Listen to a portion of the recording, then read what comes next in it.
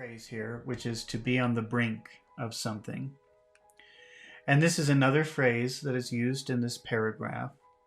And to be on the brink of something means you're very close to something happening, something important, something big. And this phrase, to be on the brink, is very frequently used with the word war. So if you're reading a newspaper, and there's a war that's very, very close to starting, you will see that phrase, to be on the brink of war. Let's use it in some other ways, but that's a very common way to see it. Here is a situation. Mary's cat was playing in the streets, and unfortunately a car hit the cat, and the cat was very seriously hurt. Mary took the cat to a doctor, an animal doctor. An animal doctor is called a veterinarian. So she took the cat to a veterinarian.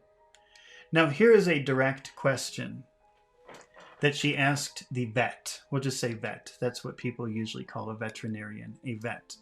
So Mary asked the vet directly, "Is my cat almost dead? Is my cat almost dying, close to dying?" Now, what is a phrase that means very close to a big event? On the brink of. Dying is a pretty serious and big event. On the brink of dying. Is my cat on the brink of dying? Let's change this to reported speech, a reported speech question. This is a yes-no question. She asked the vet. She asked the vet if. She asked the vet if her cat. She asked the vet if her cat was on the brink. She asked the vet if her cat was on the brink of dying. She asked the vet if her cat was on the brink of dying. How would you answer no to this question? So imagine you're the vet. How will you answer that question? Is my cat on the brink of dying? No. No, your cat. No, your cat isn't. No, your cat's not. No, your cat's not on the brink of dying. Now, let's change this to reported speech. The vet told Mary. The vet told her. The vet told her. The vet told her that the cat wasn't. The vet told her that the cat wasn't on the brink. The vet told her that the cat wasn't on the brink of dying. Mary asked the vet if her cat was on the brink of dying, and the vet told her that the cat wasn't on the brink of dying. Okay, let's try another example using on the brink of, which means very close to something big, something important happening. John is playing a very difficult video game, and he is on level 6. It is extremely difficult to get to level 7. He has been trying to get to level 7 for a week. He believes that he is almost to level 7, which for him is very significant and very important. We can use on the brink of here, meaning very close to something important. Let's say getting to level 7.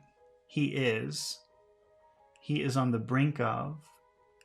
He's on the brink of getting. He's on the brink of getting to level 7. He's on the brink of getting to level 7.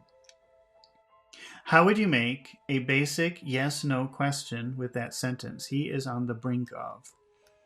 Is he? Is he? Is he on the brink of? Is he on the brink of getting? Is he on the brink of getting to level 7? Now let's change it to reported speech. Mike asked him. Mike asked him whether. Mike asked him whether he was. Mike asked him whether he was on the brink. Mike asked him whether he was on the brink of getting. Mike asked him if he was on the brink of getting to level 7. Let's answer no. No, he isn't. No, he isn't on the brink of. No, he isn't on the brink of getting to level 7. Can you change that to reported speech? Let's say he said that. He said that he said that he said that he wasn't. He said that he wasn't. He said that he wasn't on the brink of. He said that he wasn't on the brink of getting to level 7. All right, let's go back to the story and see how they use this phrase, to be on the brink of something. In the story, the image came out from the mirror and explains that because humanity is on the brink of war, of atomic war, of nuclear war, it needs this special formula from Bill.